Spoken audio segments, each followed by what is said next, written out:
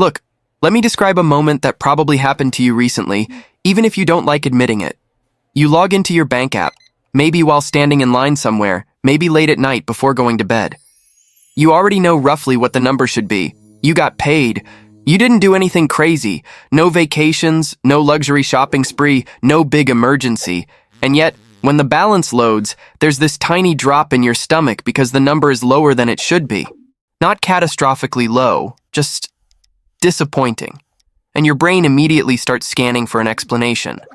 Rent? No. Utilities? Already paid. Groceries? Normal. So where did the money go? And that's the scariest part. You honestly don't know. That feeling right there? That's not random. That's not bad luck. And it's definitely not because you're irresponsible with money. That feeling is the result of silent expenses. The kind that don't show up as obvious mistakes. The kind that don't trigger panic. The kind that quietly bleed your net worth while convincing you that everything is under control. Here's the thing most people don't realize. Your financial life is almost never destroyed by one big, dramatic decision. It's destroyed by dozens of small, socially acceptable, emotionally comfortable decisions that never feel urgent enough to question. Nobody wakes up one day and says, "I'm going to sabotage my net worth." They wake up and say, "This is fine. This makes sense. I deserve this. I'll fix it later." And later quietly turns into years.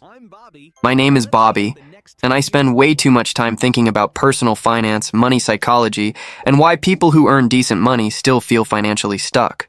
If you're someone who works hard, makes okay money, but feels like your savings, investments, and net worth should be way further ahead by now, make sure to hit the subscribe button and give this video a thumbs up if this helps you out. Now, before we go any further, I want to kill a really common assumption, because this assumption ruins almost every money conversation from the start. The problem is not that people spend too much on obvious stuff. It's not coffee. It's not the occasional dinner out. It's not even the vacation once a year. If those were the real issues, budgets would work perfectly, and nobody would feel confused about their finances. The real problem is that modern life is full of expenses that don't feel optional, even though financially they absolutely are. They feel normal, they feel responsible, they feel like part of being an adult, and because they don't feel reckless, they never trigger self-correction. They just sit there month after month quietly eating your future. This is where it gets really interesting, because once income increases, these expenses don't disappear. They evolve, they scale up. You don't just spend more money, you lock yourself into higher cost versions of the same lifestyle patterns. And psychologically, once something becomes part of your normal, your brain stops questioning it entirely. Now, you might be thinking, "But I'm not struggling. I pay my bills. I'm not drowning in debt. I save something every month. I'm fine." And on paper, that might be true. But let me give you a stat that should make you uncomfortable. In a productive way. According to the Federal Reserve, over 60% of Americans say they are financially stable, yet more than half would struggle to cover a $1,000 emergency without borrowing. Those two beliefs cannot logically coexist. And yet they do. Because feeling stable and being stable are two completely different psychological states. Feeling stable comes from routine. Being stable comes from margin. Silent expenses destroy margin. They shrink the buffer between your life and financial stress without ever announcing themselves as a threat. And because nothing breaks immediately, your brain files them under safe. Here's what most people don't realize. Financial anxiety isn't caused by lack of income. It's caused by lack of control. And silent expenses are dangerous precisely because they operate outside of conscious control. Budgets rarely catch this because budgets track categories, not commitments. They track what you spent, not why you keep spending it. They don't account for decision fatigue, emotional relief, time pressure, social comparison, or identity protection, which are the real drivers behind most long-term financial damage. Let's ground this in something concrete. Because this isn't just psychology, the math is brutal. Imagine you have $500 a month leaking into things that feel reasonable, justified, and normal. That's not reckless spending. That's not luxury. That's just life. Now imagine instead that same $500 gets invested at a very boring, very realistic 7% annual return. After 10 years, that's about $83,000. After 20 years, it's around $260,000. After 30 years, you're looking at over $600,000. That's not extreme discipline. That's not aggressive investing. That's simply the cost of not noticing silent expenses early enough. This is why people wake up in their 40s and 50s feeling behind, even though they did everything right. They didn't fail financially. They just never stopped to question what quietly became normal. So here's what this video is really about. I'm going to walk you through the 6 silent expenses destroying your net worth. Not in a dramatic, clickbait way, but in a way that makes you genuinely rethink how money flows through your life. For each one, we're going to break down why it doesn't feel like a mistake, the psychological trap behind it, the long-term financial damage it causes, and one practical adjustment you can make immediately without blowing up your lifestyle. By the end of this video, you won't just have tips. You'll have a sharper awareness.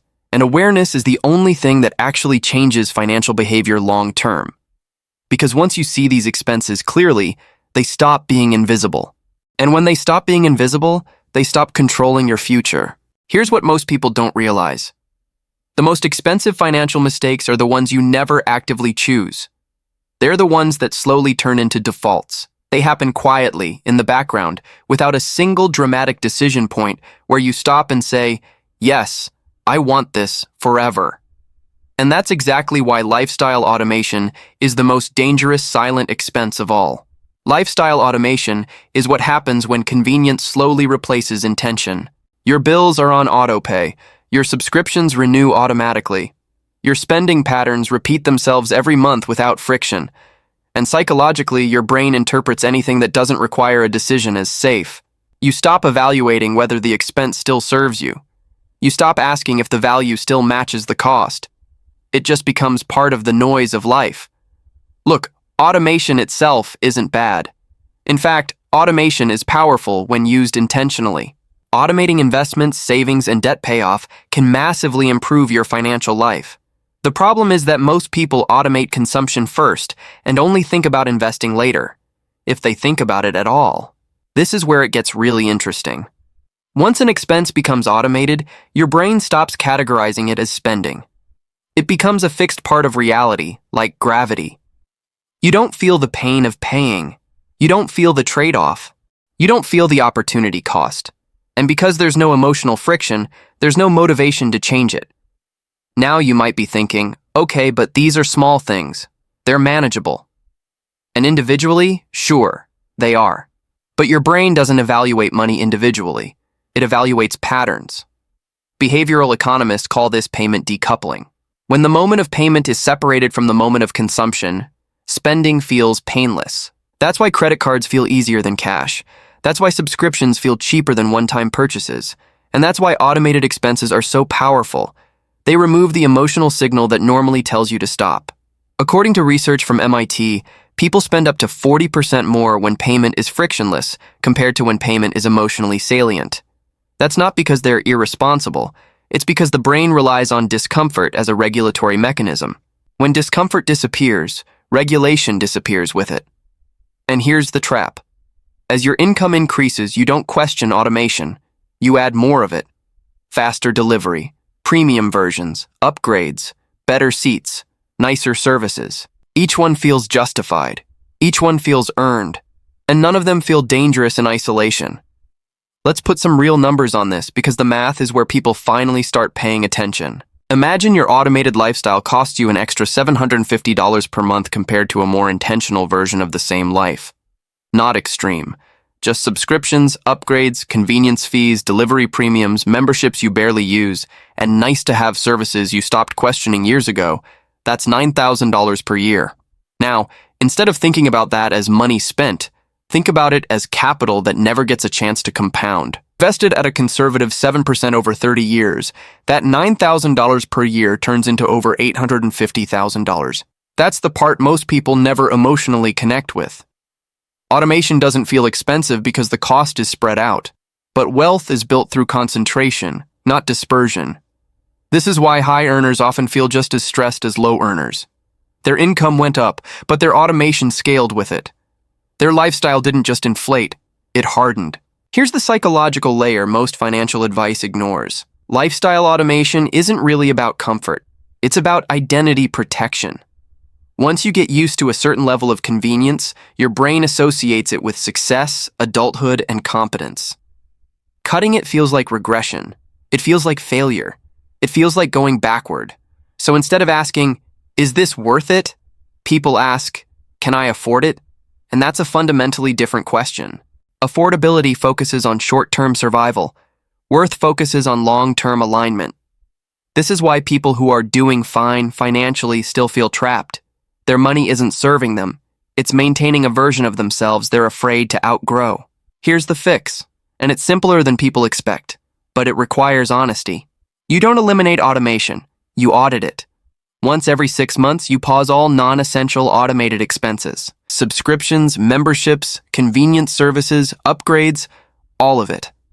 Then, instead of asking which ones to cancel, you ask which ones you would actively re-add today at full price. Anything that doesn't get an immediate, confident yes doesn't come back. This one exercise alone often frees up $300 to $1,000 per month for people without changing their core lifestyle at all. And the psychological effect is even bigger than the financial one. You regain agency. You stop being passively managed by your own money. Because the goal isn't to live smaller. The goal is to live deliberately. Here's a silent expense that almost nobody wants to question, because on the surface it feels mature, responsible, and emotionally intelligent. It's what I call overpaying for peace of mind. And look, before anyone gets defensive, I'm not saying peace of mind isn't valuable. It absolutely is. The problem is that most people dramatically overpay for it without realizing they're doing it, and the cost compounds quietly over decades. Overpaying for peace of mind shows up in places that sound reasonable. Extra insurance just in case. Higher interest rates because you didn't want the hassle of shopping around. Keeping too much money in cash because investing feels stressful. Paying for premium services because you don't want to deal with inconvenience. On the surface, each decision feels smart. You're reducing anxiety. You're avoiding risk. You're choosing certainty. But financially, what you're often doing is trading long-term freedom for short-term emotional comfort. Here's what most people don't realize. Your brain is wired to overvalue certainty and undervalue probability. Psychologists call this loss aversion. The pain of a potential loss feels about twice as powerful as the pleasure of an equivalent gain. So when faced with a choice between a small guaranteed cost now or a larger uncertain cost later, the brain almost always chooses the guaranteed cost, even when the math clearly says that's the worse option. Now you might be thinking, but avoiding risk is smart. I don't want to mess up my finances. And that sounds logical, until you zoom out. Let's take a very common example, keeping excessive cash because investing feels scary. Many people proudly say, "I like knowing my money is safe." But safe from what exactly? If your cash is sitting in an account earning 1–2% while inflation averages around 3%, you're not preserving value. You're guaranteeing loss. It's slow, it's quiet, but it's real. Let's put numbers on it. Imagine someone keeps $50,000 in cash for decades because it helps them sleep better.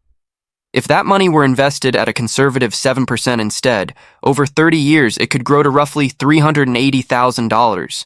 The peace of mind cost in this case isn't emotional. It's over $300,000 in lost net worth. And this shows up everywhere. People accept higher mortgage rates because refinancing feels annoying. They overpay for extended warranties that statistically don't make sense. They stay in expensive service plans because switching feels mentally exhausting. None of these decisions feel reckless. They feel calm, responsible, adult, and that's why they're so dangerous. This is where it gets really interesting. Every financial decision has two prices, the visible one and the invisible one. The visible price is the dollar amount you pay. The invisible price is the growth you give up. Most people only feel the visible price. They never emotionally experience the invisible one. There's no alert on your phone that says, "Congratulations, you just sacrificed $120,000 of future wealth for convenience." So the behavior repeats. What makes this even worse is that higher earners are more vulnerable to this than lower earners. When you make more money, you can afford to buy comfort. You can outsource friction. You can smooth out life. And slowly, without noticing, you build a financial system optimized for emotional ease instead of long-term leverage. This is why so many people with good incomes still feel financially stuck. They didn't overspend on flashy stuff. They quietly bought safety everywhere, and safety when overpriced becomes a cage. Now, some of you are probably thinking, okay, but stress is real, anxiety is real, mental health matters. You're absolutely right. And this is important. This is not about ignoring emotions, it's about pricing them correctly. Peace of mind is valuable, but it has a cost. And if you never consciously decide how much you're willing to pay for it, you'll overpay by default. Here's the reframe that changes everything. Instead of asking, does this reduce my anxiety? Ask, is this the cheapest way to reduce my anxiety? Those are two very different questions. Sometimes the answer really is to pay more, but most of the time, the answer is education, automation on the right side of the equation, or simply facing a discomfort you've been avoiding. The fix here isn't radical risk-taking, it's intentional risk management. Start by listing every place in your financial life where you're paying extra for comfort, certainty, or avoidance. Higher rates, extra coverage, idle cash, premium services. Then ask one simple question for each. If I understood this better, would I still pay for this? Often the solution isn't cutting the expense. It's increasing your financial confidence so you don't need to buy comfort anymore. Knowledge is almost always cheaper than fear. Because the goal isn't to eliminate peace of mind. The goal is to stop silently trading your future for it. This one is subtle, and because it's subtle, it's incredibly expensive over time. Paying to feel on track is when you spend money not because it objectively improves your financial future, but because it reduces the anxiety of feeling behind. It's the financial equivalent of checking your phone repeatedly to see if a message arrived. The action doesn't change the outcome, but it gives you temporary relief. This shows up in things like constantly upgrading your lifestyle because your peers are doing the same, buying financial products you don't fully understand just because they're labeled as smart, or making small symbolic financial moves that create the feeling of progress without much actual impact. It feels productive. It feels responsible. But often, it's just emotional reassurance dressed up as financial discipline. Here's what most people don't realize. The brain is far more motivated by the feeling of progress than by progress itself. Psychologically, checking a box feels almost as good as making real movement. Sometimes even better, because it's faster and less uncomfortable. And financial systems, marketing, and social norms are very good at exploiting this. Now you might be thinking, but doing something is better than doing nothing, right? Not always. Especially when the something keeps you from doing the thing that actually matters. Take retirement contributions as an example. Many people proudly say, I'm saving for retirement because they're putting in just enough to feel responsible. But when you look at the numbers, they're contributing far below what would actually be required to maintain their lifestyle long term. The contribution isn't optimized for outcomes, it's optimized for emotional relief. Let's put math to this. Suppose someone contributes $200 a month to retirement because it feels manageable and responsible. Over 30 years at 7%, that grows to about $245,000. That sounds impressive until you realize that replacing even a modest $50,000 annual income would require closer to $1,025 million. The behavior created comfort, not security. And this pattern repeats everywhere. People make minimum extra payments on debt to feel disciplined, while keeping high-interest balances alive for decades. They invest tiny amounts in complex products to feel sophisticated, instead of aggressively funding simple, high-impact strategies. They upgrade their home, their car, their wardrobe, not because it moves them closer to freedom, but because it signals stability to themselves and others. This is where it gets really interesting. High achievers are especially vulnerable to this silent expense because they're used to progress. They're used to moving forward. So when finances feel ambiguous or slow, they look for ways to restore that feeling of momentum. The problem is that money doesn't reward effort the way careers do. It rewards alignment and scale. You don't get points for trying. You get results for directing enough resources consistently toward the right targets. So instead of asking, is this enough to change my future? People ask, does this make me feel responsible right now? And that question leads to comfortable mediocrity, not financial independence. Now, you might be thinking, I'll increase it later when I earn more. And statistically, that almost never happens the way people expect.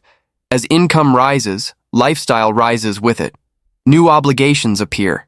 New standards become normal. The future version of you will face the same psychological pressures, just at higher dollar amounts. Waiting to get serious later is one of the most expensive decisions you can make, precisely because it doesn't feel like a decision at all. The fix here is uncomfortable, but powerful. You stop optimizing for feelings and start optimizing for outcomes. Instead of asking, "Am I doing something?" ask, "Is this mathematically sufficient?" Run the numbers. Work backward from the life you want. Calculate what real progress actually requires. Then adjust your behavior to match the math, not your comfort level. Because feeling on track is easy to buy. Actually being on track takes clarity and commitment. This one doesn't look like a financial problem at all, which is exactly why it destroys so much wealth over time. Time and attention leaks are expenses you don't see on a statement, but they quietly dictate how your money behaves. And if you've ever felt busy, overwhelmed, and still financially stagnant, this is a big reason why. Here's what most people don't realize. Money follows attention. Wherever your attention goes consistently, your money eventually follows, either through missed opportunities, inefficient decisions, or default spending. When your attention is fragmented, rushed, and reactive, your finances become the same way.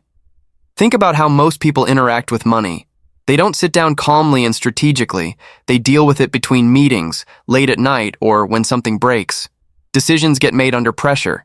Bills get paid reactively. Investments get delayed. And convenience becomes the default solution because it saves time, or at least feels like it does. But convenience is rarely cheap. Now, you might be thinking, "But I'm busy because I'm working hard." That's a good thing. Sometimes it is. But unmanaged busyness creates decision fatigue, and decision fatigue is one of the most expensive psychological states you can be in. Research consistently shows that when people are mentally tired, they default to the easiest option, not the best one. They avoid comparison shopping. They postpone financial planning. They stick with suboptimal accounts, high fees, and inefficient systems because fixing them requires focused attention they don't feel they have. Let's make this concrete. Imagine you overpay by just $150 per month across higher fees, bad rates, unnecessary convenience, and ignored optimizations, simply because you never sit down long enough to fix them. That's $1,800 per year. Invested at 7% over 30 years, that's roughly $170,000. And that number came purely from attention leakage, not lifestyle inflation. This is where it gets really interesting. The people most affected by this aren't irresponsible spenders. They're capable, busy, high-functioning adults who assume they'll optimize later. And later never quite arrives. The psychological trap here is subtle. When life feels chaotic, optimizing money feels like an extra burden, not a relief. So people avoid it, telling themselves they'll handle it when things calm down. But things rarely calm down on their own. This creates a loop. Lack of attention leads to inefficient finances. Inefficient finances create stress. Stress reduces attention even further.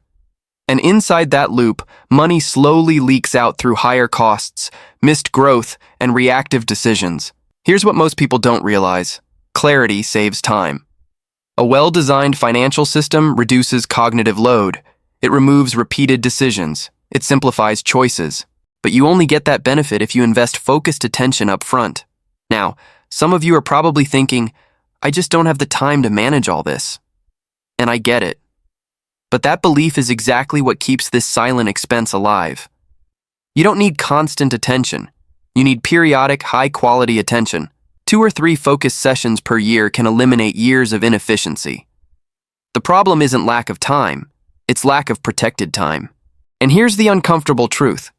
If you don't intentionally schedule time to manage your money will be managed by defaults, vendors, and algorithms that do not have your best interests in mind. The fix here is deceptively simple. You create money focus windows. Once per quarter, you block 2 uninterrupted hours. No phone, no multitasking. That time is for reviewing accounts, fees, rates, subscriptions, investments, and upcoming decisions. During that window, you're not reacting, you're designing. You're removing friction, closing leaks, and setting better defaults for your future self. Because money doesn't need daily obsession, it needs occasional clarity. And clarity is one of the highest return investments you can make. This is one of the most destructive silent expenses because it doesn't feel like spending at all. It feels like keeping up. Social pressure and invisible comparison quietly shape your financial decisions long before you ever touch your wallet. And the scary part is that most of this comparison happens subconsciously, without you ever sitting down and saying, I'm doing this to impress someone. Here's what most people don't realize. Humans are not wired to measure success in absolute terms. We measure it relatively. Your brain doesn't ask, am I financially secure? It asks, am I doing okay compared to people like me? And in a world of social media, curated lifestyles, and constant visibility into other people's wins, that comparison baseline keeps moving. So you upgrade things not because you need to, but because everyone else seems to have already upgraded. A nicer apartment, a newer car, more travel, better experiences. Not luxury, just normal. And that's exactly the problem. When expensive lifestyles become normalized, your spending stops feeling optional. Now you might be thinking, I don't care what other people think. And consciously, you might be right. But signaling isn't always about others. It's often about maintaining your own self-image. Psychologically, spending influenced by comparison serves one main function. It protects your identity. It reassures you that you're not falling behind, that you're still competent, successful, and relevant. And because that reassurance is emotional, it bypasses rational cost-benefit analysis. Let's put numbers to this. Imagine social pressure pushes your lifestyle just 10% higher than it would be otherwise. If you earn $80,000 a year, that's $8,000 annually. Invested instead at 7% over 30 years, that difference becomes over $750,000. That's the price of invisible comparison, and nobody ever sends you the bill. This is where it gets really interesting. The more successful you become, the stronger this pressure gets. Your peer group changes. Expectations rise. And unless you consciously define what enough looks like for you, your spending will always chase a moving target. The reason this silent expense is so hard to detect is that it hides inside socially approved behavior. Nobody criticizes you for upgrading your life. Nobody questions your new standards. In fact, people often reward it with approval. But approval doesn't build wealth. Alignment does. And here's the uncomfortable truth. Most people are financially stressed not because they want too much, but because they never decided what was enough. Without a clear definition of enough, comparison becomes the decision maker by default. The fix here isn't isolation or deprivation. It's intentional comparison. Instead of comparing yourself horizontally to peers, compare yourself vertically to your own goals. Ask, does this move me closer to the life I actually want, or just closer to what looks normal right now? One powerful exercise is to define a personal wealth thermostat. Decide what level of lifestyle truly supports your happiness and growth, and cap it. Let income increases fuel freedom, not comparison. Because the fastest way to destroy wealth is to outsource your definition of success to other people. This is the quietest silent expense of all, and because it feels reasonable, it's often the most expensive in the long run. Postponing optimization because things aren't that bad yet is the mindset that quietly turns manageable financial inefficiencies into lifelong limitations. It's not panic-driven. It's not reckless. It's calm. And that calm is exactly what makes it dangerous. This shows up when people know on some level that something could be better, but not bad enough to demand action. The interest rate is a little high, but manageable. The savings rate is lower than ideal, but acceptable.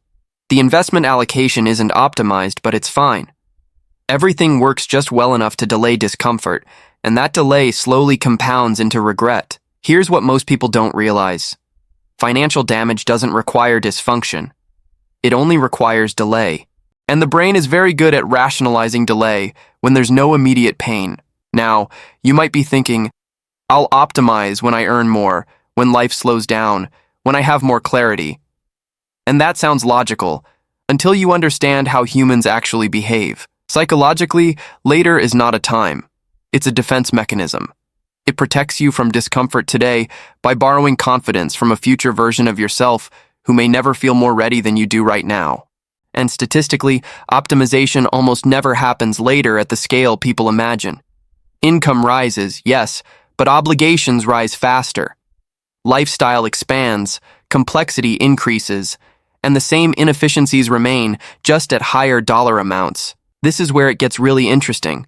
The cost of delay increases over time. Fixing a problem today costs far less than fixing it 5 or 10 years from now, because you're not just correcting the system, you're correcting lost compounding. Let's put real numbers to this because procrastination feels harmless until you quantify it. Imagine you delay optimizing your finances by just 5 years. Maybe you don't increase your investment rate. Maybe you don't fix your fees. Maybe you don't rebalance properly. That 5-year delay on a $1,000 monthly investment at 7% can cost you over $200,000 by retirement. And here's the part that really stings. The effort required to optimize didn't change. You just paid dramatically more for the same result, simply because you waited. This is why so many people feel like they did okay financially but still missed something. They didn't make bad decisions. They just made them too late. Now, some of you might be thinking, but I don't want to over-optimize. I don't want money to control my life. And that's valid.